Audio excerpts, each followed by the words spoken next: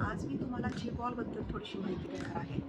तर ChiBall हे काय असतं? ChiBall आपली एक येते जी आपण रेकी एनर्जी जशी म्हणतो तशीच ChiBallची एनर्जी असते आणि ChiBallची एनर्जी ही आपल्या भोवती असते आणि आपण तिला घेऊन आपण त्याच्यात इंटेन्शन टाकून आपण दुसऱ्यांना हीलिंग करू शकतो आणि स्वतःला पण हील करू शकतो. ChiBallला आपण प्रोग्रामिंग करू शकतो. त्याच्यावर आपण सगळे चक्रांचे कलर्स आपण बघू शकतो आणि त्याप्रमाणे हीलिंग करू शकतो. तर सगळ्यात सुरुवातीला ChiBall कसा बनवायचा ते मी सांगते तुम्हाला. तर ChiBall बनवण्यासाठी आपण एक असं इमॅजिन करायचं आहे की आपल्या हाताच्या मध्ये एक कुठली एनर्जी आहे आणि ही एनर्जी आपण जेव्हा असं करतो तेव्हा आपल्याला एक रिपल्शन जाणवतं. तर हे रिपल्शन असं जाणवलं की समजायचं की ही एनर्जी आता आपल्या हातात आलेली आहे. आपण याचा ChiBall बनवायचा.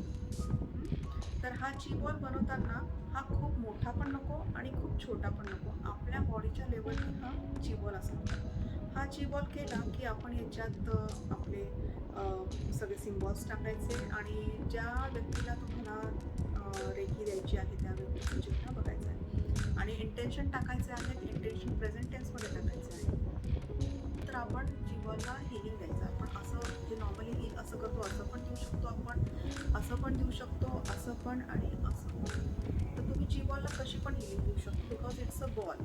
तेव्हा बॉलला तुम्हाला असंच हात करून ठेवून असं नाही आहे. कारण हीलिंग देताना काय होतं की आपण 20-20, 30-30 मिनटं कधी-कधी हीलिंग देतो तर त्याच्याने हात पण दुखून येतात. तर त्यामुळे तुम्ही असे हात धरून मांडीवर ठेवले तरी चालतं.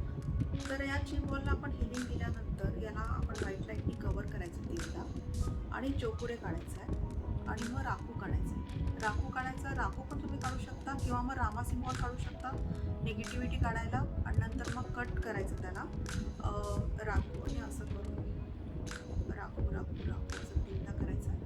म्हणजे ती आपली जी एनर्जी आपण जी अटॅचमेंट असते आपली त्या ChiBallशी किंवा त्या व्यक्तीशी ती कट होते.